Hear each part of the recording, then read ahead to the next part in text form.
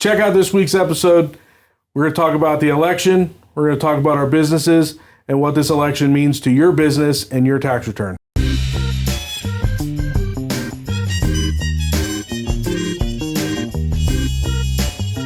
You're listening to Between Two Bridges,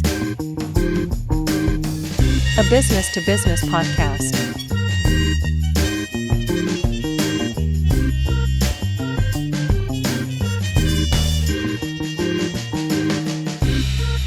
With your hosts, Anthony R. Destiny, Joe Ferriani, and Jerry Kenna. Interviewing entrepreneurs, business operators, and investors. This episode of Between Two Bridges is sponsored by Paymark Payroll. Payday is the most important day to your most important people, and payday is made easy at www.payyourpeople.com.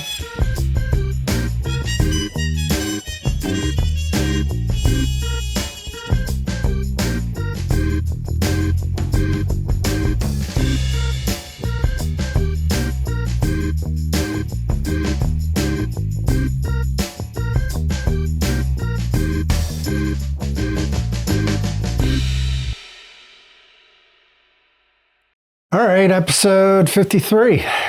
Year 2 coming at you. Yeah, been in biz for a year. I just got done listening to last week's episode. Yeah. One of our best. It was a good one. Enjoyed it. Entertaining. Yeah, entertaining. It was had all the feels, as I kept saying. It was like a big tagline for the last episode. That episode had all the feels, like the big guy that was an artist, and it was cool to see like how he just kept rolling with the punches in life. I like seeing people change direction like that. Yeah, it gives you comfort, like, because like sometimes in business, like especially like recently, like you sometimes feel like your business becomes your identity, but it doesn't have to be. Like the nice thing about owning your own business is you can lock the fucking doors and you know it's coming. Yeah. So it was also cool to see because I've known him for a long time. I learned things about him that I had no idea. yeah, that's the power of being a teacher. Teachers never spill. They don't kiss and tell. No. That's funny too when you're 40 and you start meeting your teachers now and you start to like see them out. Well, they were younger. Get a beer. Yeah, they were younger than us when they were our teachers. You're actually cool. Yeah. You know? Yeah, I had that like right in high school. My sister was actually a student teacher when we were graduating. So like she would have like her friends that were teachers over to the house. And they'd be like drinking their Boone's Farm wine and hanging out in my backyard. They were like closer to like my friend group, like than like just their mannerisms and actions. I'm like, did they just tell a fucking dick joke? Like, that's crazy. Yeah, he had to be careful though because he's still a teacher and this does go on. No, he wasn't in my backyard. He was much more cooler than those cats. It's funny because like he still had to be careful what he was saying because he's still a teacher. Yeah. So I'm sure some of his students watched that episode today. Yeah, I'm sure the algorithm has it pegged at some point. Yeah. You know, I think and about... he shared it on his pages and stuff, so I'm sure...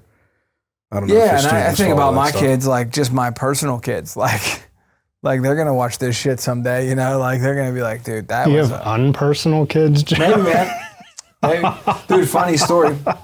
So when I first found out I was about to be a dad... Yeah. Right after that, we ended up buying a business and going through paperwork, and Sarah's pregnant, like uber pregnant, and we're in a really good spot in our relationship. And I got a letter in the mail from the courts, the family court in Allegheny County. Oh boy. Dude, and I hid it under the stack and was like, I'll open that. I'm like, I got time to deal with that shit. And it took a couple of days because I was like, this just ruins everything. Like, this is a bomb in my house. Yeah, that would be real hard to explain. And I was figuring the kid's probably like 8 or 9 by now. Like, you know, the timeline's going to work out in my favor, but then I got to still pay child support. So finally, when I opened it, one of my employees owed child support. I was like, oh, nice. I mean, it was problem. Like, yeah, it was like, sweet. I was like, how much does he owe? I'll pay it. As soon as I deduct it from his paycheck. Yeah. So I remember that very. Is there like a line item for payroll, for garnishments you have to put in? We go through the state in Pennsylvania here, so like I go online and it was like a car payment. It was auto debited from my account. We set it up with a payroll company, and it's auto debited. Yeah, we deal with it all the time. And it fluctuates, so you got to pay attention to those letters because like get hammed up. So it'll be like The best is whenever you don't get those letters, or like they don't tell you, or they don't report where they're working now, and then then you find out that it's all in arrears, and then they come and arrest you. Not you, but they come and arrest the employee. Yeah, now you because they'll come for your employee. Yeah.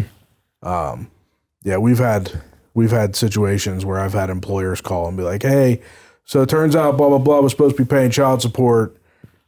He just got arrested." Yeah, it's kind of a big deal. Yeah, and then there's people somehow that skate child support. I mean, how many checks have you gotten from your dad your whole entire life? Yeah, it was me like $40,000. Just skating, dude. Or is he in prison? He's dead. Oh, he skated a long time though. He did. He was in prison. Yeah. So he never paid. Yeah, it's fucking nuts. I mean, I guess just don't be a deadbeat dad, right? But I know people that have never paid. I mean, I've seen women bitching on the internet proud about it. Yeah, it's like, what the fuck? Like then, like the one guy that's like trying to work and probably thinking about paying it, and he's getting clipped at work. Come down off that roof. Like, fuck. There's some people here to see you. Like, I'm gonna stay up here for a little bit. He's got a shiny badge and a gun. Can I smoke 2 more cigarettes? Yeah. Like, Joe, I didn't know you smoked. Yeah. So, what happened over the last couple of days here, man? We had some shit go down. It's been an interesting... Minor things. Yeah. Yeah, I mean, the Steelers picked up a wide receiver finally. Yeah, Mike And Williams from the linebacker. Jets, and an outside rusher. Did you see that Aaron Rodgers just conveniently was on the Pat McAfee podcast? Well, he's on there every Tuesday. Well, no, but he's conveniently there when all the deals are getting done. Like, he's like the GM on interview for the Jets. Got a lot of power. Dude, he's funny, and he's funny. got charisma, but he's a starting quarterback and graduated from Cal, so what do you expect? He probably plays guitar on fucking weekends. Seems like certain guys get all those traits. But yeah, he's like weirdly good looking, and he beat us in the fucking Super Bowl, so fuck him. Yeah. Yeah, we beat him a couple weeks ago, though. Yeah, that didn't mean as much. I mean, Nah. yeah, I was pretty depressed when Mendenhall fumbled. That was rough, but He still gets pissed about that But it's funny because on the underline of his thing, it's like, one-time Super Bowl champ, 6-time Pro Bowler, ayahuasca enthusiast. Like that's it. And like my wife's like, who's this attractive man that's into ayahuasca? Yeah. So wide receiver, the trade deadline's come and gone, the bye week's come and gone. Time to get back to work. And one of the cool things is next year there will be no trading draft picks for the Steelers. They have an in-house rule because the draft will be in Pittsburgh that they're going to try to hang on to as many 2026 draft picks as they can. Oh. And their 2026 overall pick is off the table. Like they can't give it up. So, tank for Pickett or something. I don't know. It's crazy, but that's going to be huge. Like we've been talking about the US Open and the Augusta rule, and I'm pretty sure it's 2 weeks in 1 year you can do your house. And I think there'll be some houses renting in Pittsburgh that year for 2 weeks because you have the US Open in June. You'll have the draft. Will predate that, right? Or no? The US Open's in 25. Yeah, the draft is 26, So right? it'll be the following year. So you'll be able to April. utilize that. Double up. Double up, baby. Look 2 at years in a that. row. Nice. So, Yeah, that's going to bring a lot of people to this town, huh? yeah. I mean, Good for cities. we've had a lot of attention on Pittsburgh the last couple of weeks. It's been kind of neat, Yeah. Some national attention. Yeah, I mean, they were like, what was it, like the Pog flipping convention, and then there was like a president thing going on. President thing. So I think it would be, we're a business podcast, but I think it would be We could talk kind about of it. crazy not to talk about the biggest thing that's happened in this country. I'm surprised we're not all wearing red, dude. I'll be honest. I think it's wild that of all the cities in the United States, they both came to Pittsburgh The night before the last election. day. Yeah. Well, You can go anywhere. They came here. Pennsylvania was, all the analysts were saying that who takes Pennsylvania wins the election. It's just crazy. Yeah. And Allegheny County wasn't going to be swayed one way or another. But I think what was important to one side, to Trump's side, was to shrink that margin because the state was really tight. Yeah. And I think he was also trying to go for that popular vote.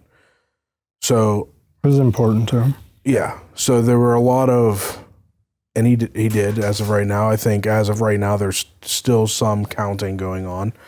Which is bullshit. Yeah, If Florida can be done in an hour, let's why get this can't every better. state be done in an Well, hour? every state has different rules. Right, well- Pennsylvania had the computers a handful of elections ago. Now we fill out bubbles again. I don't understand.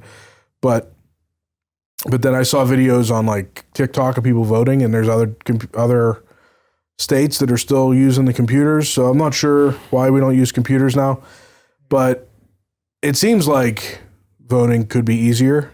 I mean, I could probably create a 2024. system. Yeah, and we're fortunate. We all live in the suburbs, so like when we went to polling places, I waited like maybe 0 minutes. Yeah, I didn't wait at all. That was a few minutes. But I was to high talking school, to- but Yeah, Plum's a wasn't big, bad. big spot. Yeah. I was talking to my sister-in-law who votes in Murraysville or Export, and her husband waited in line for 2 hours. He probably went at 5 o'clock. I wouldn't do that. He went after work, and then he had to go home and watch the kids so that she could go out. She waited for another hour and a half.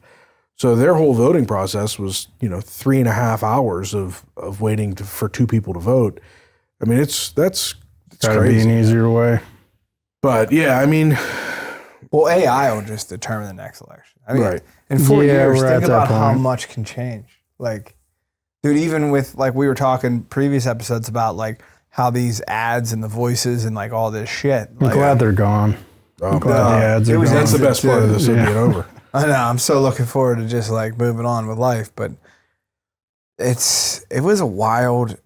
Like I was like emotional. Like, it was a weird feeling of a day. Like you get nervous and you're excited, and I mean, So it's crazy to see the range of emotion that everybody has today. And I've seen some posts on social media and people posting that they're losing friends and or delete me if you don't like it. delete this. And it's crazy. I mean, I don't remember crying when Biden won. But you were in D.C. on January 6th. People- I was assault not. rifle, right? I was not. And if the FBI is listening to this, I was not there. They're still arresting people. for They're that. they're still they investigating currently that. investigating I think it? they might be done. But I think that it's kind of crazy that people are so divided and emotional about this. I think that a huge problem that this country has is that there seems to be no repercussions for just blatant lies in the media. Yeah. I mean, there's so much. I mean, I've seen videos of people sobbing about things, and it's not one side or the other, because I've seen people talking about things that Kamala Harris was going to do that were complete lies. But I saw somebody post a video this evening before we started this, literally uncontrollable sobbing about all of the rights that they're going to lose now that Trump won. And it's like, Secretly, they just bet a I bunch of don't money on Harris on that know. cow seat or whatever. I don't know how this information got out that's going to happen. I don't see. No, there's But, still a but wherever process. they're getting this information, there should be somebody being held accountable for this. I mean, it's lies, and Yeah, it's I mean- the ads. It's these super PACs that are just allowed to put up Yeah, it's money. political ads that are completely false.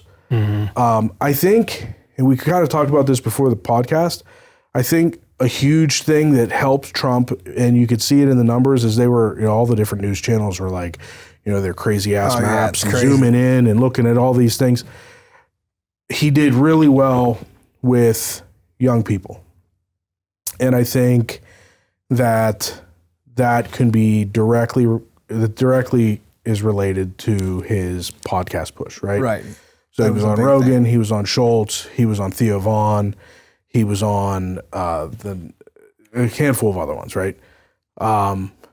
Podcasts are, I would imagine, I think this is probably safe to say, primarily listened to by a younger demographic. And it was a chance to really get to know the candidate. Right. Where It's like a long guard form. down, talk about it. It's a long form discussion. Yeah. I hope, if nothing else comes of this, that people realize that the best way to get to know somebody, whether it's a Republican or a Democrat or a sports figure, a celebrity, a scientist, whatever, Dry cleaner. a dry cleaner, a business owner, whatever, is a long form discussion, not a 30 or 10 or a 30-second soundbite on mainstream media where they're held to advertising standards and hurry up and get this soundbite in so that they can chop it up and edit the shit out of it. And it's not a human interaction. Right. It's nonsense. Anybody that's ever been interviewed by the news can completely understand that, because like during COVID, they came to my shop, they interviewed me for like 40 minutes. We went through all of this stuff. And then you're like, all right, let's tune in at 6 p.m. And then you're like, that's not even what I fucking meant. Like, that's not. And you were on there for probably 35 seconds. Yeah, it literally was like, my wife just sits at home all day and I got to work while there's a pandemic going on. I'm like, that is not what I they just clipped, they clipped a handful of words and stuck them together. Yeah. I mean, you have to, and it's not even, part of it is that the news channels kind of manipulate it. Yeah, they're feeding off ratings. They're to feed it for ratings, and if it bleeds, it leads, and all that kind of stuff. But then on top of that, the people that are interviewed are also trying to get those sound bites and those talking points because they only have 30 seconds. Right. Because they're getting a hard stop because they have to get in their ads from their pharmaceutical company or whatever the hell's paying the bills. So they have to hurry up and get out their entire talking point within 30 seconds. There's no way to get to know anybody. Right. So the only way to get to know somebody is to sit them down for a half hour, an hour, 3 hours, whatever it may be, and just get to know somebody. Right. Talk to them about whatever. Because a couple of times during Rogan's podcast with him, Trump was spewing bullshit. For the beginning of it. Yeah, and Rogan was dialing him back to like, all right, dude, you this isn't here for the shock value. You got all day, dude. We'll talk for hours. And then they kind of like started talking some sense into like each other, which was nice. You could tell from the beginning of that. And when I started listening to that podcast, I was like, at the beginning, I'm thinking, oh my God, what are you doing? You're blowing this, because this is not the format for talking points and talking about how great you are and how all the wonderful things you're going to do and all the wonderful things you did and how amazing you are. That's not this platform. People that listen to this show are too smart for this bullshit. Stop it. I would say like an hour in, it changed. Yeah. You could tell he got comfortable. Rogan was able to kind of steer the conversation where it was like, okay, listen, like, let's just talk, get to know each other. You could tell that the conversation changed and you actually got to listen. I actually think that the interview with him on Flagrant with Andrew Schultz and those guys was better. Right. It was funny. It was more relaxed. They were all kind of busting balls, and it kind of, I think he got his guard down a lot faster. It was an hour and a half long, not 3. And I think that actually made him look more human. I actually enjoyed that podcast better. Yeah, he had some great zingers and stuff. Like, it's just what he does. And I can understand why people don't like Trump. I get it. Oh, yeah. I'm not really a big Trump fan. But, dude, I don't know too many people that have graduated from the Wharton School of Business that don't know what the fuck they're doing when it comes to business. Yeah. I think that one of the biggest mistake that Kamala Harris did was not doing more podcasts, not showing her human side. She did a couple. She kind of hid from a lot of media attention. She did that thing with Bret Baier on Fox. It was really weird. It was uncomfortable. She did that thing on Call Her Daddy. Yeah. Also really awkward, kind of weird. It's also not really the demographic you're looking for. You kind of have to step into the lion's den. Yeah. And you want to be the president of the United States of America. It's not like you're running for like social chair at the club. Right. And I think that I really think that Rogan would have been respectful. I don't think that he would have had any aha moments. He asked a lot. And I think that I don't think that it would have been detrimental to her. Like, I don't think he would have been detrimental to her. If it was all about his feeling and his alignment with Trump, he would have been endorsing Trump way before everything. Yeah. He said to Trump plenty of time where like Trump was saying, she wouldn't do this. She wouldn't do this. He said, yeah, but I'm not going to attack her. I just want to get to know her as a human. And we don't have to talk about, we can talk about sports. I don't care. I just want to get, who are you? Right.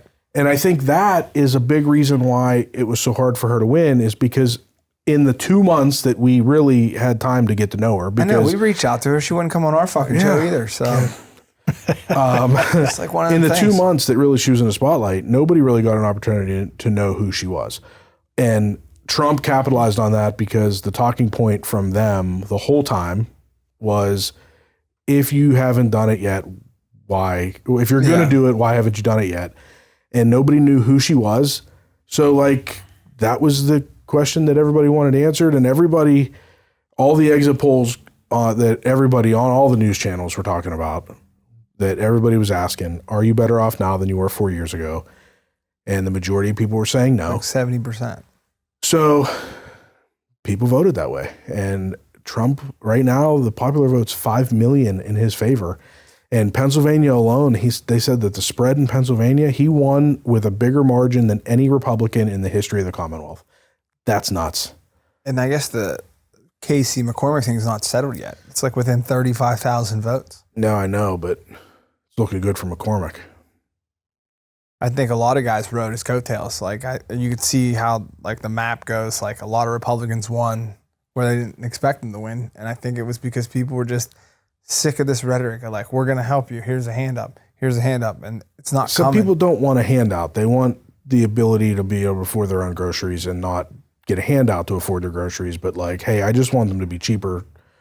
Yeah, I mean, so that I can afford to work for them. They talked about the middle class a lot in this election, and I don't think that there is a middle class right now in this country. It's a very small portion of people, and I would consider myself lower income class level. You know what I mean? Like, I know that doesn't make sense, but like to me, it's like middle class are people that like take a couple vacations a year, don't worry about shit. You know, like the wife's got a car, the husband, you know, like they have things that like they're not worried about making financial decisions. And I think anybody that's worried about if you're one bad financial decision away from like worrying about how the fuck you're paying your mortgage, I consider it's not like you're lower class, but you're in the lower income bracket.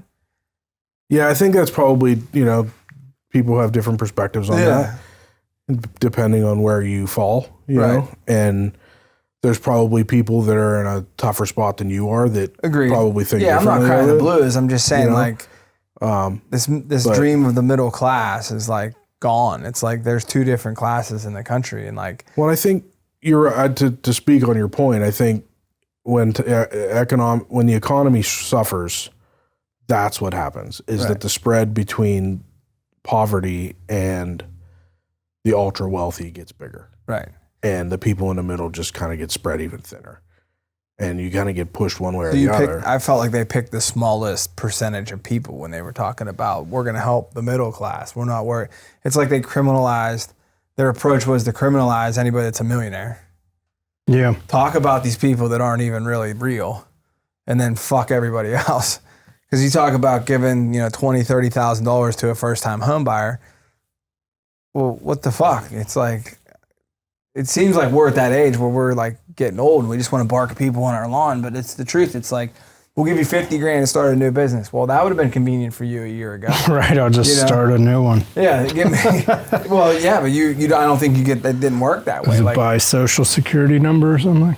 And then I took over my grandmother's house on a sweetheart of a deal. And then when I bought my house, which would have been like my technical first transaction. Yeah. I don't get the first time home buyer assist. Right. And it's like, at what point, like, you talk about this, you're helping people, but you're just fucking buying votes. Right. Which actually turned out this election to be, an early number I saw was it cost $50 for each vote. Is that right? Yeah, because it was like 1 point Based on billion advertising? Don't they all do that though? I mean, well, no, right I'm before not the saying election, like, Trump announced that he doesn't want to tax overtime, which he stole from us, by the way. Yeah, because we talked about like a week before he announced that we were talking about credits for people for overtime. So he obviously Trump watches our podcast, clearly. Yeah, Trump. Thanks for doing this dirty, buddy. Here's his economic, I'll call them promises. There will be no tax on the first $10,000 of costs associated with the education for parents of children who are homeschooled. What do you think about that?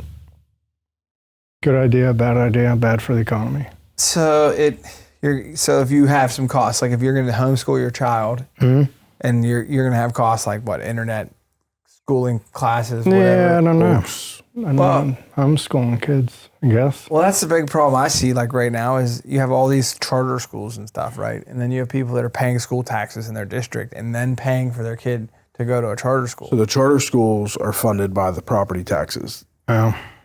Okay. The problem with the charter schools, and I'll come out and say that it's not a popular take with the conservatives, but the problem with charter schools is that there becomes dysfunction when you enter profits with school systems. And you end up, in my experience with the charter schools, I witnessed situations where, and it was a charter school in a not so great neighborhood, that there were kids that were acting out, should have been removed from the school, but weren't because when you decrease enrollment, you decrease funding. Enrollment equals money. It's like a wild west education system. So they don't want to get rid of kids because then their funding goes down. Yeah. So when you start entering profit into that school system, things get weird. And I don't know if charter schools in the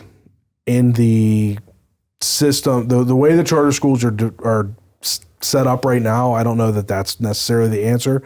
Now, the only charter school system that I have experience with is in a, maybe like a C-level neighborhood but that's probably where, like what the fuck? It's not in Oakmont, but that's probably where the charter schools typically are because Verona. You're not going to get charter schools in a neighborhood that's got an excellent school district. No, right. Well, I mean, it's becomes a business, like you said. So yeah, they don't care about the kids. Yeah, it's like jail, right? It's just about charging kids and making they money. get more money for the more prisoners they have. Yeah. But I don't see why there's anything wrong with giving a break to a parent because most of those parents are doing that because they feel like it's for the best for their child. Joe, what about no tax on overtime? 100% agree with that. No tax on tips. I'm up in the air about that. I don't know how it works. Both of those, the tips and the overtime, there's a lot of questions about it that I have. Okay. One is who all benefits from this? Okay. So I like the fact for the overtime. Let's talk about the overtime first. Okay? All right. From an employee perspective, I like it. Yeah. Because it's going to motivate people to work more. To work, right? Because you've heard it your whole life. If half your money goes to the I'm not going to work anymore because if I work at overtime, they're just going to take most of my check anyway. It motivates people to work harder. I like that. I like rewarding people for hard work, right? The other question I have is what all taxes are exempt? Are we just talking federal income tax? Are we talking Social Security and Medicare? I'm sure the states aren't also going to adopt that. So, what taxes are exempt? Now, if you're also talking Social Security and Medicare, does it also apply to the employers? Because is that going to benefit the employers as well as the employees? Mm-hmm. Because if that's the case, then there's benefit on the employer side for a business owner as well. Because first of all, most of the time it's less expensive to have an employee that's willing to work overtime than it is to have two employees, right? Okay. So because you having somebody need 10 more hours a week than having two employees working 20 each or whatever, right? So, just having somebody that's willing to work the overtime because of the tax benefit is already a benefit to the employer. So I like that. If it also is going to save the employer money on the employer tax, the payroll taxes, I like that too, because it's a cost savings on the employer side. As far as the deficit, the federal deficit, that conservative side of me, I'd like to see what it's going to do to the federal deficit because I'm not all about racking up this amazing deficit for our kids. Okay. So I'd like to see what that proposal is actually going to do to the federal deficit and in the next 10 years of our 10, 30, 40 years to the country. But it could also spur economic growth where you've got people out there working. It's going to, maybe increase manufacturing in this country because you're going to get people back to work, buy nicer vehicles. Now you've got, exactly. So it's going to have a snowball effect. So the no tax on overtime overall, I think it's a win. The tips, I'm not sure about. We've talked about it. It's like convoluted. And I don't know where it's going to be. It's convoluted. Mm-hmm. The thing with the tips is that it's all about the definition of what a tip is. Is it a gift? Because if it's a gift, it shouldn't be taxable anyway. Because if it's less than $14,000 or $16,000 or $17,000, whatever it is this year, it shouldn't be taxable anyway. Right. So, and I'm always skeptical of that too, is because like we have lived in a society where they're trying to monitor all the cash, right? Yeah. So if they're not taxing the tips, then you're like, fuck it, I'll report the tips, right? Right. So and there's a lot of weirdness when it comes to tips. I own a payroll company, and tipped employees, it's really tough for them. They get if they end up working for a restaurant that pays out their tips at the end of the day in cash, they pay it out. It's not included in their paycheck. They actually get paid out, but it's included in their paycheck for tax purposes. They still pay taxes, but they actually get their cash at the end of the day. Most of the time, their paychecks aren't big enough because they get paid $2.83 an hour. Dude, right? This is a fucking magic couch. We just found out today that Jerry voted for Harris on this couch. I'm out of here. Fucking gone. Out of here, dude. The beer run. Didn't vote for Harris. Anyway,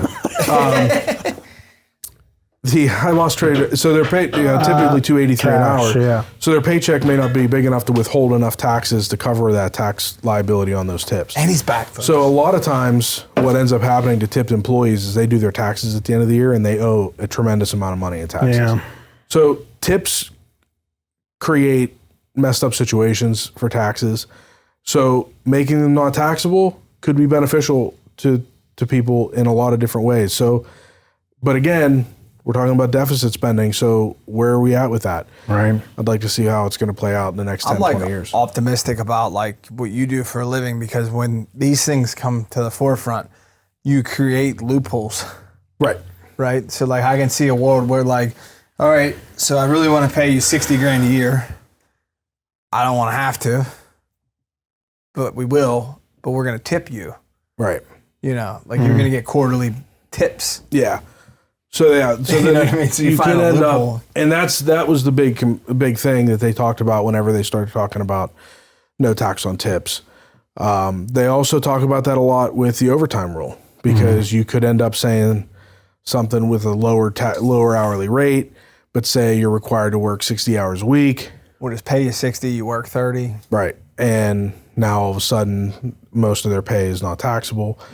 It also is going to create situations where you have salaried employees that always work overtime. Now all of a sudden they want to go back and say, hey, I'm working 60 hours a week as a salaried employee. I want you to make me $15 an hour. Yeah. Because I want all that money to be tax free. So you could end up with situations like that, and you're going to have employers that have to make that decision.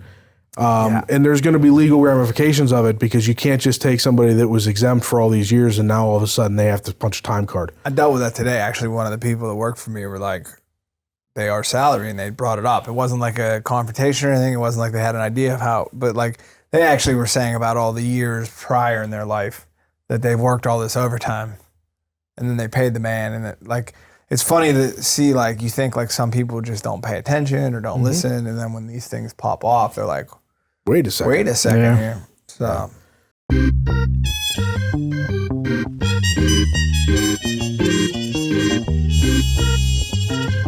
And now a brief word from our sponsor. This episode of Between Two Bridges is sponsored by Paymark Payroll. Are you tired of spending countless hours juggling payroll calculations, tax filings, and compliance regulations? Well, say goodbye to that chore and let Paymark Payroll take the burden off your shoulders. With our secure online portal, you can access your business information from any internet location, even your phone. Employees will love the ability to receive direct deposits, and they can access all their pay stubs, tax forms, and information through their own portal. Focus on growing your business while we take care of the rest. With top-notch customer support, we're always here to assist you with anything, at any time. Don't let payroll stress hold you back.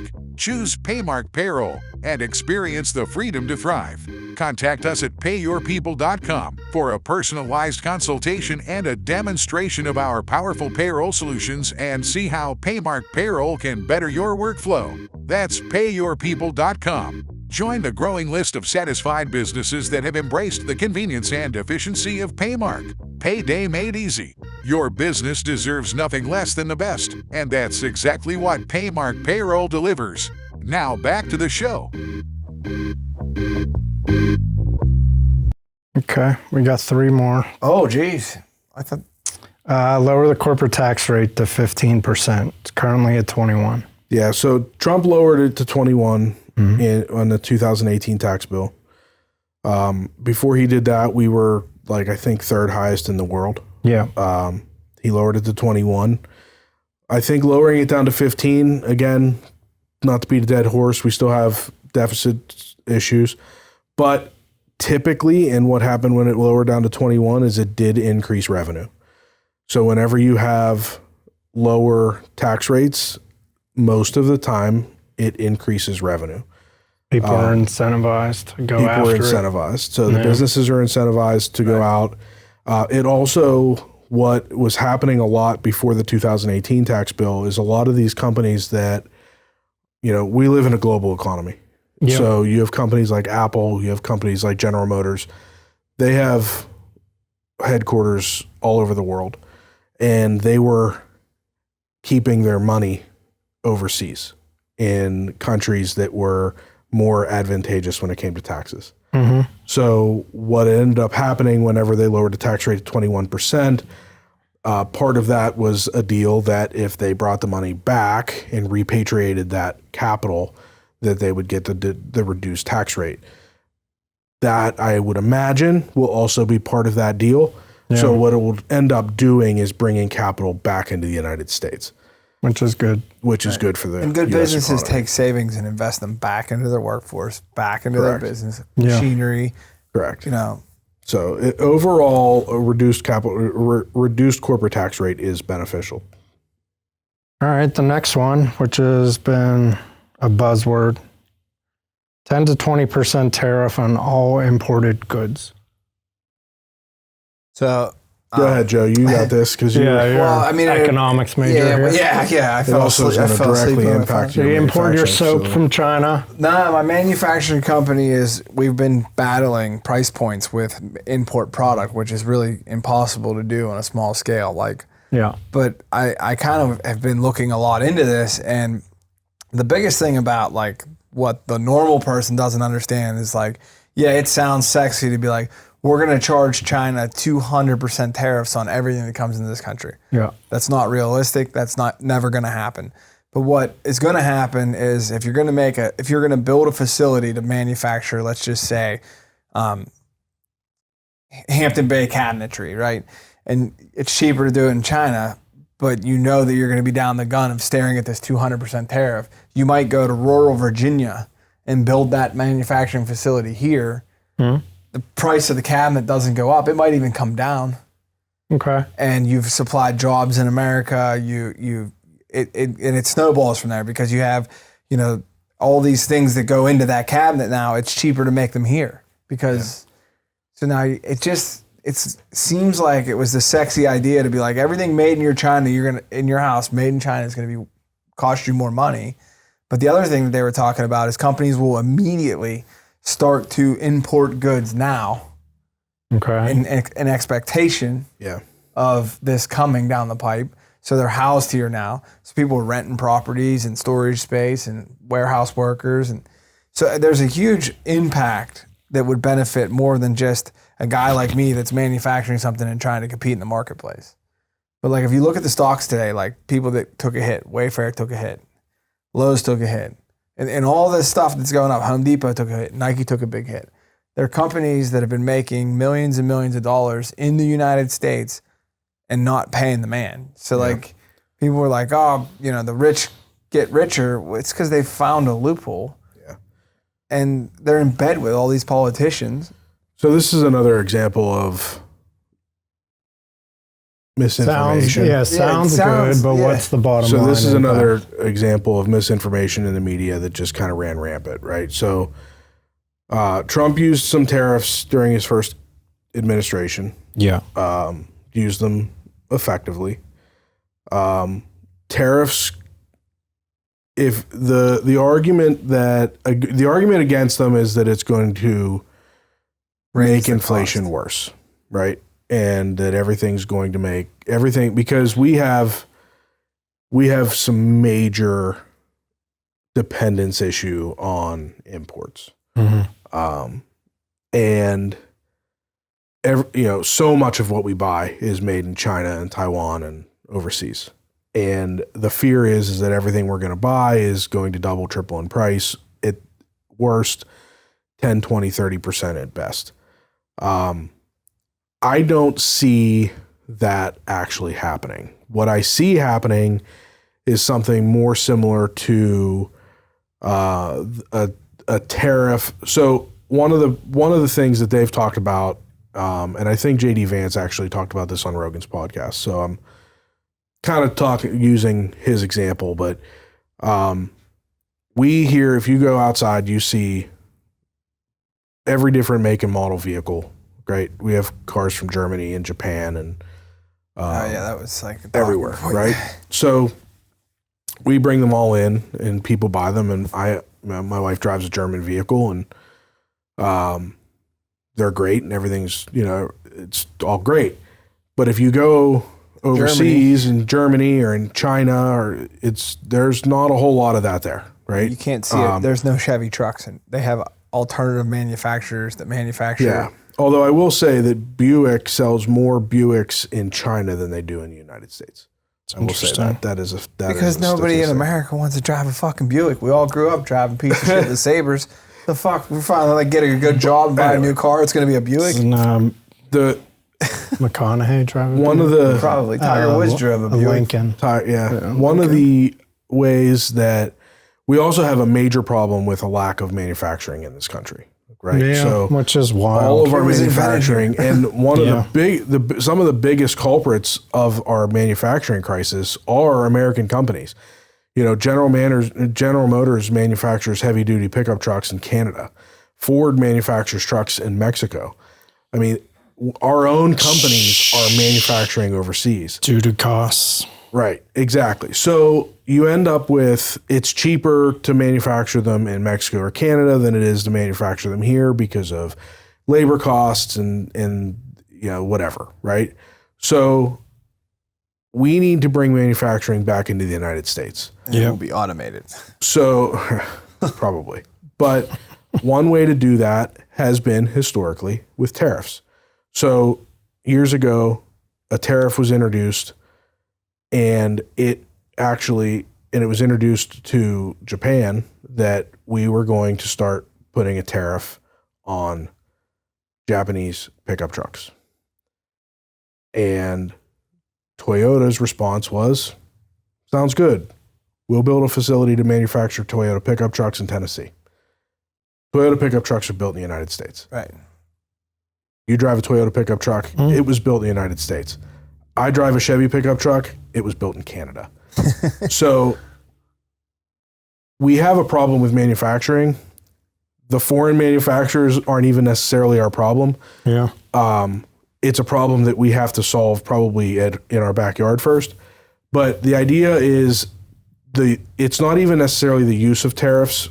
It's the threat of use of tariffs. Yeah. I don't see a 200% tariff ever happening in China.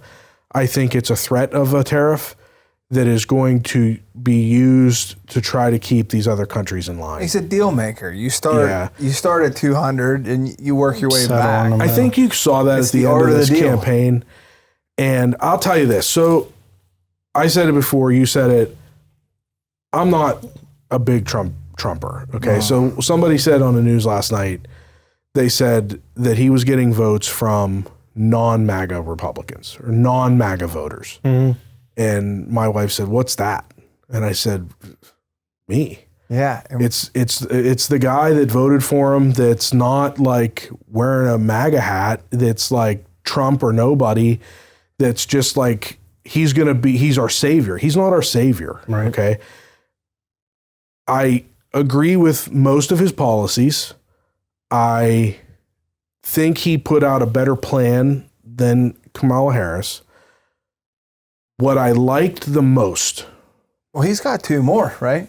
Yeah, one more. One more. Keep going. You're all right. Yeah. He's all excited over here. Listen. MAGA hats backwards. What I liked the most is that he did this without alienating the MAGA people, which are some of which are very far right, right? He surrounded himself with lifelong Democrats. Yeah, that was impressive. So he's got Tulsi Gabbard, And they came out Elon late, Musk, too. RFK Jr. He's got a Kennedy, Yeah. Yeah. Joe Rogan, who's a self-proclaimed liberal. Right. So you've got these people that are traveling with him and campaigning with him. I didn't necessarily vote for Donald Trump. I voted for Donald Trump with those people because I've said for a long time, I really like Tulsi Gabbard. Yeah. I like her stance on wasteful spending in defense and the military industrial complex. I like RFK because I think that somebody needs to talk to somebody at the CDC and the FDA and figure out why Big Pharma has such an impact and such control over the FDA and the CDC. And I think that guy can get to the bottom of it. I like Elon Musk because without freedom of speech, we have nothing here. I think that those people are more important. That's what I like. Well, they have the fuck Eugene in them because they don't, not that there's anything wrong with Eugene, but fuck Eugene is like, we don't need to come out of this with a job. I don't need public appearance fees for the next 30 years to be rich. I have money. They're not career politicians. Right. They're here because those people are the epitome of what makes America great. They're like a Tomlinism has been there, done that kind of guy. So that whole like drain the swamp mantra that he ran on in 2016, those are the people that he wanted to bring in before. But what he was doing unfortunately, what I saw in my eyes, was he was worried about his second term before he really got all in on the drain the swamp thing. And he said before, and this was one of those long form podcast things where, and I wish more people knew this, but he said, what happens when you bring someone in to be your CDC guy or your treasurer, whoever, they need to be vetted. Yeah. He said, and people that are in business won't agree to be vetted because they didn't live a life like a politician. Right. They have skeletons in their closet. Yeah. But now it's like they have 2 years to make this shit happen. Yeah. And people were like, fuck it, vet me. This might be the last chance that we have. And he got the Senate last night. Which makes the vetting process a lot. He's got the Senate, so he's gonna get the cabinet that he wants. So that vetting process, he's gonna be able to. They're not gonna be able to stop him from putting Elon Musk somewhere. Those are the people that I think are gonna be able to get to the bottom of the truth of some of the things that have happened over the last, not just the 4 years, but there's been stuff going on like. For I don't know 40 about years. you. I want to know who shot JFK. Yeah. Come on, Nicolas Cage. I want to know who shot JFK. I think we're going to find out. I think we will. You know what I mean? We may not like that answer, but we're going to find out. I think we're going to find out. Yeah. I think we're going to find out if we actually walked on the moon, and I think we're going to find out if there's aliens. I think that the people that he's surrounded himself with, no matter who their affiliations were, who their histories were, who Democratic Party, liberal, doesn't matter, they're people that actually care. That's what I liked. Yeah, I think we're living in a transparent world right now. You have access to everything. Except and the fact that the files. government can know something that the people don't know is probably more than anything what wins elections like this. Because people are like, it's now or never. Like you have my dad, he died young, but like he was a hardworking man and like they were Democrats and that's how we did it. And like, could you imagine being a 60-year-old Democrat in this country that's like, they've never done anything for me. Like they've never done anything. Like Things have changed. the government so has much. never done anything for anyone. So why not go with someone that's just like, look, let's just shrink the deficit, charge the whole world a fuck ton of money. And everybody's been saying we're on for World War III. Bring it. Let's fucking go.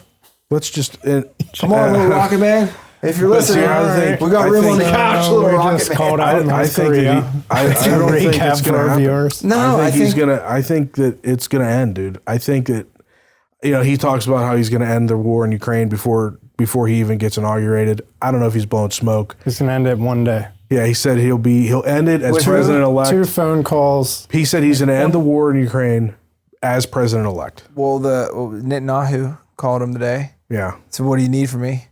He said I need this war to be done in the next 2 months. Yeah. All right. So I don't know. What's the last thing? Trump's Last on thing, you kind of touched on it, but American-made vehicles, the interest on those loans will be fully tax deductible for American-made vehicles. American-made vehicles. There you go. That's even better You than gonna a buy pair. a Tesla, Jerry? I have a Chevy truck. But that's from Canada, but so that, you don't get the deduction. Ooh, Are you gonna buy a Ford? Oh, that's Mexico. that's Mexican. You know what? You buying a Kias are Toyota? made in Georgia. I don't You can buy a have- Kia. BMWs are So made in you know what? Tennessee. The Corvette was built in Kentucky. All right, so Fuck it, we'll So all drive the Corvettes. It'll be like loan- Mr. the loan on Beans. the Cor- Line 'em up, The loan on dude. the Corvette is now tax deductible. so what? I mean, tell us what that means in So layman's terms. I mean, Am I buying a Porsche? It means No, Barack Obama's that's going to not get you made a in phone, America. bro. it's not made in America. It'll be interesting to see how that's defined.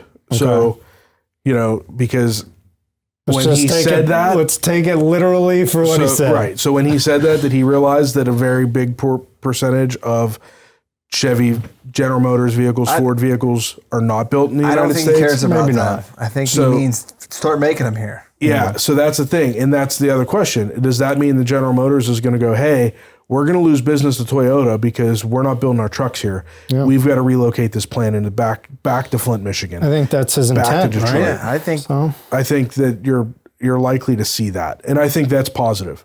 I think we need to bring manufacturing jobs back into this country. I think that's a good thing. For a taxpayer, any deduction is good, a good deduction. right. It's probably not enough to really move the needle on a tax return, to be honest with you, because it's probably going to go on Schedule A, which standard deductions with the 2018 tax bill would be more. for a married couple are around $28,000. So unless your mortgage and your car loan and your charitable contributions and your property taxes are $28,000, by the way, your property taxes and your state and local taxes are capped at 10. You're probably not going to see a dime worth of benefit from it. Well, that's why So- they're just helping out the wealthy, the ultra Gotta wealthy. buy So, here's the thing with multiple that. Corvettes. That was the big talking point, right? And I think I talked about this. I remember having this conversation sitting at a conference room table, having a flashback. Was it flooding, It may have been flooded. or was I drinking bourbon or beer? I said one or the other. Because if it was bourbon, it was first early half on. It was early on. Liquor before beer. So You're in the clear. the 2018 tax bill was Yeah. talked about in the media as it only benefited the wealthy. One of the biggest drawbacks, there were two big drawbacks, in my opinion, for the taxpayers of the 2018 tax bill. One was something that hurt the middle class, was that you can't write off employee expenses if you're a W-2 employee. Right. Okay, so if you're a W-2 employee, you travel for work, use your own car, you can't take mileage deduction. Can't write off your union dues anymore.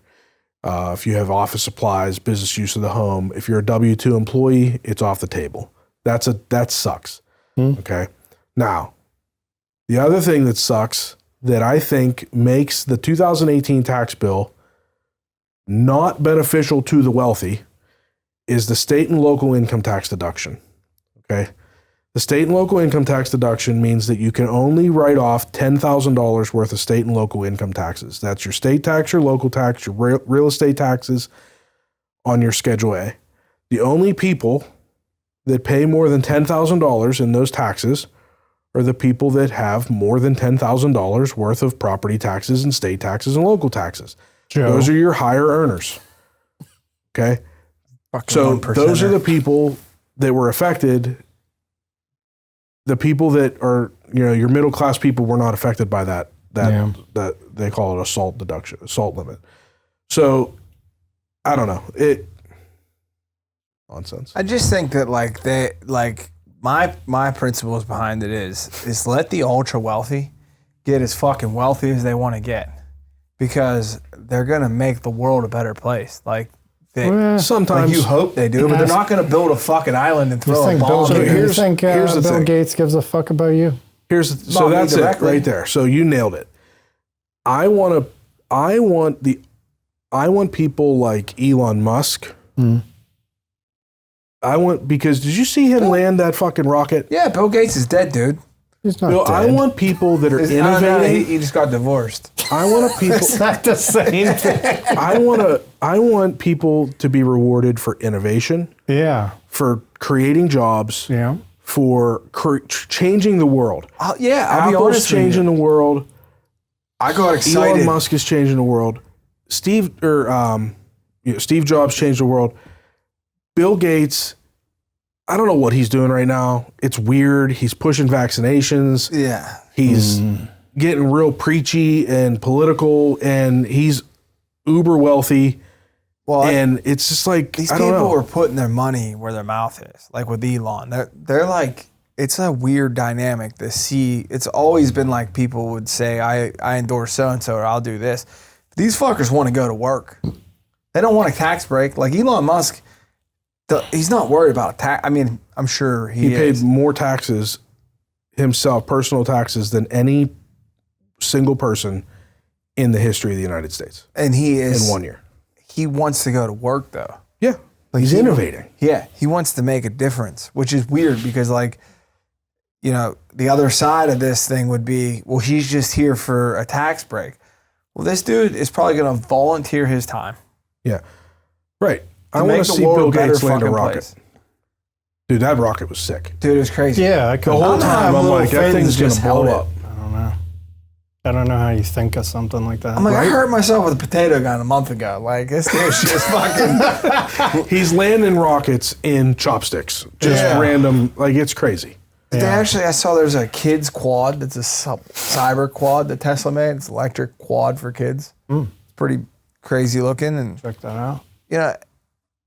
It's that's what America was built on. Like, dude, he is Henry Ford. Of our generation. Yeah, of our generation. And the other side thinks that people just think that he's there for the tax cut. No. Yeah. Dude, he wants to change the world. Like, he's a nut job. I get it. Like, he might not. Yeah. But because he's not relatable, right? Like, he's that intelligent. I kind of compare that to like when we have Hugh Rumbaugh on. Like, I kind of really like Hugh. Yeah. He's really nice, but he's overly intelligent for me. Like, you know what I mean? Like, yeah. I need to get him 7 to 8 bourbons deep so we can have a real understanding. Or just have him smoke a joint on your podcast. Like, you know what I'm saying? But you get these people that like you relate to them because you want to do good for yourself and your family and your but like then you have conversations with them and you're like, fuck, I don't even know if I can get to that level like of intelligence. So like I have to pick the work hard method, like where I'll just outwork your smart ass to death. But like, why not have someone that intelligent involved in the creation of this new world that we're living in? I think it makes a lot of sense. You surround yourself with the right people with different views. You can.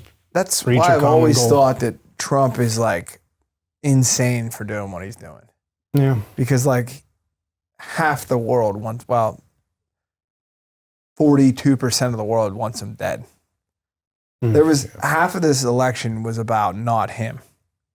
Yeah. You couldn't, like, if you got an honest person in the room and you take away, like, and it's maybe unrelatable to us because we are all men and women feel a certain way, but they didn't vote that way on a grander scale of things.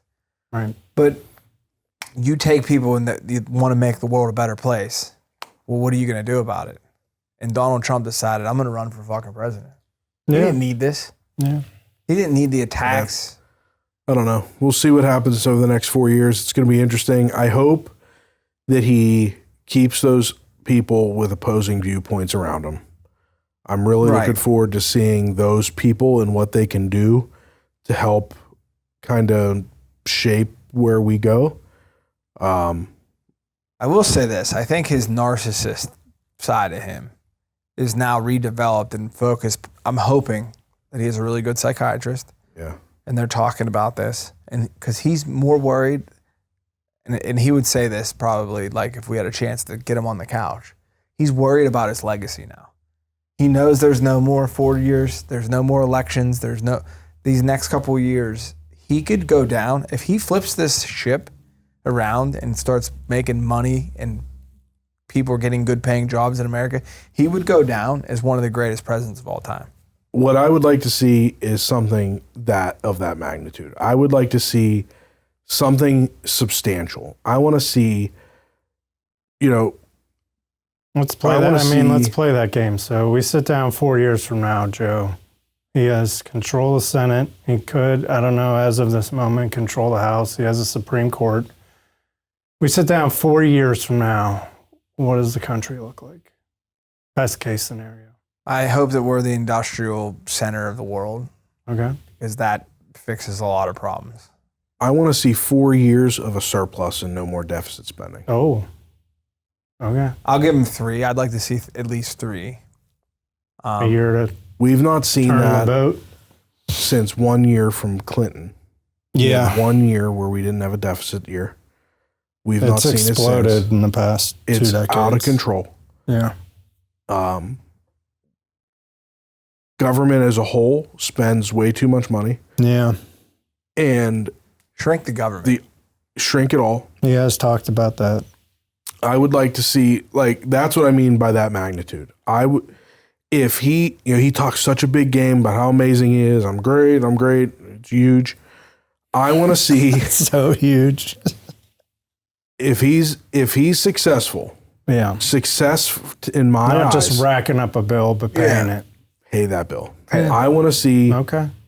I want to see all these things that he's talking about, and I'm not talking about I want to see businesses turned around. I want to see rates come down. I want to see. I want to see the stock wars market stop. records. I want to see the wars over. I want to see surpluses in the budget. I want to. Because America's see, America's, we're patriotic, right? But the people back to world work. needs to be a better fucking place. And the only way the world's a better place is if America's a better place. And it's simple as that. I have a high standard of what I'm expecting because, he ran on I'm the greatest in the world. Now show it. Yeah. What's the rate now? What rates are you seeing? 6s? Yeah, house? 6 something? mid 6s. Okay. I think What's he the guy had it that at runs the 3. Fed? Yeah, what's the guy who runs the Fed? Yeah, Rolling. Yeah. I think he keeps him around. I think you're going to see some major turnover, dude. I think he's in a clean house. I mean, those are the two options. I guess the way I look at it is he either knocks it out of the park, right? Home run, or he strikes the fuck out. And we never have to hear about Schumer, Pelosi. These people were all gone. We won't see the government. I want to see, and I'm going to take it even further. I want to see all these career politicians They're on gonna be both gone. sides gone. I want to change. I want to see young, ambitious people I just getting realized involved. we've hit the age where we're paying for this shit. I want to see let's major fix it. changes. Yeah, I agree. That's what I think this election, he was the winner, but I think that this election was more than just him. It was bigger than him, and it wasn't about him. It wasn't about the Republican Party. It wasn't about Kamala Harris. It was about people are tired of the same old shit, the same old people, the same old bullshit every 4 years, the same media, the same corruption, the same people getting rich. And I think that this was a referendum and people made a statement with, we want a change now. Could you imagine a moderate candidate from the Republican side of things that would have sat into this election and all the people? I mean, you got to figure there's probably 8 to 10 million votes out there that were just not Trump votes. People just didn't want to vote for that guy. Yeah, and I think that what Trump accomplished with surrounding himself with those people. There? I heard it. No, I was going to give you a trivia question. Oh, let's go. Let's go. I think what Trump accomplished by surrounding himself with those others, I think that if we had a more moderate Democrat candidate, and I honestly think that their biggest fumble was not doing a primary and Biden, because I don't think Kamala had an opportunity. He just can't say it right. I can't. I Don't worry, you won't have to say it anymore, buddy. I think that if they'd have done a primary, ended up with a more moderate candidate that had surrounded themselves, he, she, or otherwise, surrounded themselves with moderate opposing viewpoints that said, hey, listen, we're going to change this. We're going to flip the table in Washington. This thing's all fucked up here. We need to fix this. Yeah. I think that statement would have been just as likely to happen the other way. Yeah. It would have been at least split down the middle. Trump may not be the winner right now. I don't think that looking at this election, I don't necessarily think that this is all about Trump. I think this is old Washington versus we need something. We need to flip the fucking table. I agree. We're done with this shit. Start the fuck over again. And I really do think that surrounding himself with people like Tulsi Gabbard, who was alienated by the Democratic Party, RFK, that was alienated, they fucking sued the pants off of him to get him off the ballots. And then he dropped out of the race and they sued him again to keep him on the ballots to fuck up the election again. I mean, it's like this media and machine, this Washington machine, I think people are over it. Yeah. I think that's exactly where I stand. Like, Rome's burning. Like, if we keep going down this road, Rome is fucking burning. We cannot have 8-10 years with a deficit. Like, It doesn't fucking work. And it's been that way. 30. Yeah. Almost 40 trillion. Yeah. And Joe, what do you think the current national deficit is? Just to timestamp us, and our kids will laugh at us in 20 years because didn't we say it was like $32 trillion? You're close, yeah, 36. I was going to say 37. Yeah. So, we'll see listen in 4 to how years. crazy that shit got. When we started this, we were at $32 trillion. Okay. So in the last year, we went $4 trillion. We went $4 trillion more into debt. Mm-hmm. That's what I'm saying. So terrible. But they spent $1.6 billion on the election for president. So who pays for that though? That's all private. That's all contribution. That's like, we all didn't pay for it. I mean, that's not tax dollars. But you figure you had a sitting ex-president running, and you had a vice president running. Yeah, so you Secret Service is still, and Secret Service is still, yeah. I mean, and then they're not exactly great though. Not to judge them. They did okay. Just a nip of the tip of the ear. Just could have been worse. Could have been worse. So, hey, patriotic pride is what it is. If you don't love your country, you can't help your neighbor and you can't help the world. Yeah. I think we all just need to figure out a way to wake up tomorrow and listen, everybody's got problems. And I can assure you, like, and I said this, and I actually the memories come up on your Facebook. Yeah. 4 years ago, I posted this. So this isn't, I'm not only saying this because a Republican won. Okay. I said this 4 years ago and Biden won. I assure you, your problems that you have right now, well, you'll still have them, are still your problem. Yeah. They still have nothing to do with who the president is. Man, you're a lot more philosophical than I. I think mine came up and said 4 years ago. 4 years ago, it said, I told that teaching lady the only crayons I need are red, white, and blue. We all just have to realize, control what's going on in your four walls. I was in Vermont. What's that? I was in Vermont with a 6-month-old. You did in Vermont with Airbnb. It was yours? You were 6-month-old. Arla was 6 months old, Joe. So her first trip, family trip. Vermont. To watch the leaves, Joe. It's beautiful. I do love the leaves. The older I get, I love the seasons change. Yeah. I was drinking from streams. It was great. Natural spring water. Natural. We have one of those in Blue Jay Creek right down the road from our camp. I just don't have the balls to drink out of it. No. Yeah, I wouldn't drink Allegheny water. The other side of this would say after Trump's done with it, I wouldn't drink any water. That is a concern. So, and if we weren't a business podcast, we would probably get into some more of the economics, like the outside of economics, or like the beautiful The trees social in Vermont stuff and the stuff like that. But it's not. and the which is good. smelts of the Smelting. Columbian River. No, but You the know? biggest thing we need to talk about is what we wanted to talk about is we had to acknowledge that there was an election. We wanted to talk about the fact that it's over. So You're it's going to time be okay. Yeah. We all have to be united. Yeah. Okay. There's no sense in losing friends and family over a goddamn presidential election. Okay? Yeah, that's sad. Imagine It's that. ridiculous.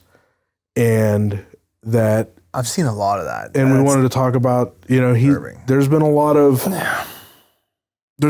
of proposals that we wanted to kind of touch base on and what they actually mean. And I think we did that. Yeah, I think that podcast, we got in at the right time.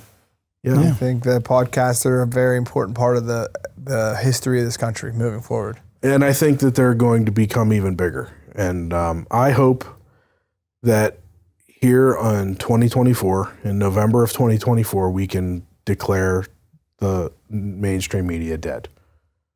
That's what I would Yeah. like to see. Yeah, that's good. Joe, how's business? What Good, do you man. What do you think happens in 2025 for you? We'll just Moving round forward, table to round it up. yeah, moving forward, I'm just trying to look at all angles. Trying not like even before the election, you're trying to like get better and figure it out. And I was watching a video, and a kid said it was a little kid explaining like, well, if you don't have time to like do this to make more money for your business, then what are you doing not hiring somebody? So like I've been on this like couple month tirade of like I don't want to hire anybody, I want to keep costs down, but like You gonna hire a manager, Joe? no. You're gonna be there day to day. I mean, I'll be there for now because there's processes that I don't understand, but like I don't need to be pressing pants. No, Like, I don't think you should be. and like I'm not saving the company. Like if you think you're saving that person, like I'd like to see you out selling. Not that I'm your CEO, Yeah, that's what I need to you're get a out, talker. like, I think you could. You're agree. very I mean, relatable. these shirts look too good to be pressing I pants mean, in. yeah. Shout out to Renee. Our shirt game at the cleaners is I'm like, gonna have to call Ray. but I need to get her doing other, like that's what happens when you have two of your best, like we are the two left and the two best, and we are too good to be doing what we're doing.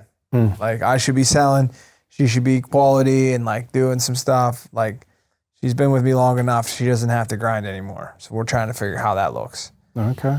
So, but How's the revenue? we're good, man. You We're gonna be October and November? we did have a good October. Okay. It was kind of like Lots of costumes. No, what was weird was band uniforms are a big thing. All right. High school band uniforms. Yeah. But what was weird was, Homecomings and whatnot. yeah, I guess homecomings and like, shout out to Mike Kelly for winning another election, customer of mine. All right. That helps. You like to see your customers win elections. Sure. But like, I think that there's just this feeling that people want to get back to normal still. Like the people are going out to dinner still. People are getting dressed up because it's an election year, and we were like a little bit down compared to like our comparisons. But we're doing good. Like it just takes so much time to spend so much money to get there. Like I'll never spend that much money in my business again. Bro. You buy a piece of equipment. Joe, you got a long way to go, brother. But if I buy a new press, it's like, $7,800. If you buy another building, what if you move Wait, the fucking whoa, Key whoa, whoa, West whoa. and start operations down there? We'll You're sell this spending bitch millions. before we do that. All right. So, but yeah, like if you do like a room renovation, you might have $10,000, $12,000. You buy a dryer or a washer, it could be $10,000, $12,000. But like I put like $60K out like in renovations. Yeah. And it's like so now you're just trying to like survive and keep going. And Okay. the end is not near. You just keep going. So Keep hustling. but the manufacturing end of things froze during election time. So we're curious. Still no deals. We've had small orders. No, we haven't sent like a pallet order in over a month and a half. We were sending probably about 9 to a dozen pallet size orders a month previously. Yeah. So like you can fit 96 boxes on one pallet. So now we're sending like 4 or 5 boxes UPS. But I'm hoping that ramps up, and if not, we'll deal with that head on. Okay. So Jerry, I know extensions just went through, so if you haven't filed, you're fucked. No, business extensions are done. Now we're in year-end prep mode, trying to get ready for next year's tax season, get ready for all the year-end work that we're going to have to do. The 2 renovations that I'm doing for those flips are just about done. Nice. Just a little bit touch-up work. Then I got to get them cleaned and pictures, and they'll be listed probably shortly after this airs. So that's we're finally rounding the corner on that. stress levels are coming down then. Yeah, stress levels are definitely coming down. That'll kind of stop the bleeding on that aspect of it. Renovations are pretty much done. We're starting to work on finishing up, getting unpacked and stuff here. And stress levels are coming down, and just in time to get ramped back up for stress levels for tax season. So, things are good. Right. We're getting there. How about you, man? Still looking for a house? Yeah, I looked at some today. Nice. About to write a large check, hopefully here. That's exciting. So, Good shit. yeah, my wife was there at this one, so she liked it. Man, is that important? Like, Yeah, and then like we're driving home, and she's like, "We're really doing this," and I was like, "Yeah, we are." yeah, I mean, I've been fortunate to do it a couple times, so like, Yeah, I get the benefit of the doubt. First one, but yeah, about to write, Yeah. my Sarah had- largest check. Sarah had a So- baby on her hip when we bought the cleaners. Hmm. That was stressful. Yeah, I'm glad she went with you. yeah, Yeah. I would, whenever it's good to have your spouse involved in the ups and the downs. yeah. And So- especially at the beginning, because then they feel like especially they're at the part of beginning. it. And then, because we've talked about it a million times, but it's not always an upward journey. Yeah. And Yeah, I feel like this year was sideways and backwards and up and down. yeah. That's a good And- year, man. You had all the feels. Yeah. I had all the feels this year. And when your spouse is, obviously your spouse is always there to celebrate your wins. Yeah. Because we celebrate them together. Mm-hmm. Your spouse also has to be there to help with the losses, Right. Or at least listen. to listen and also not Pick up the to, pieces. Yeah. to help you pick up the pieces and not to resent them. Right. And it's also important as an entrepreneur, and I had this conversation recently with somebody, that when you go into this together, if it doesn't go well, you can't bear that responsibility on your own. And a lot of times as business owners, that's what we want to do. We want to jump on the grenade. We want to live by the sword, die by the sword, shield our spouses from the pain of the failures. And that stress Terrible tactic. is hard. Yeah. And one of the problems that you have is if you leave your spouse in the dark completely whenever things are bad, and I'm not saying things are going to go bad, I'm just Yeah, using your the shock situation. factor would be. I'm just using your situation as an example to Not like, hey, I put make 100 on a the point. Steelers, they missed an extra point. I You're know, like, To make a Jeez. point that came up this week with somebody, when they're not aware of the bad, they're living life as usual. Right. And when you're trying to keep the boat from sinking and they're still drilling holes in it, it's a fucking problem. yeah. Yeah. Years and years ago, we had lost a client. He had passed away, and things got bad.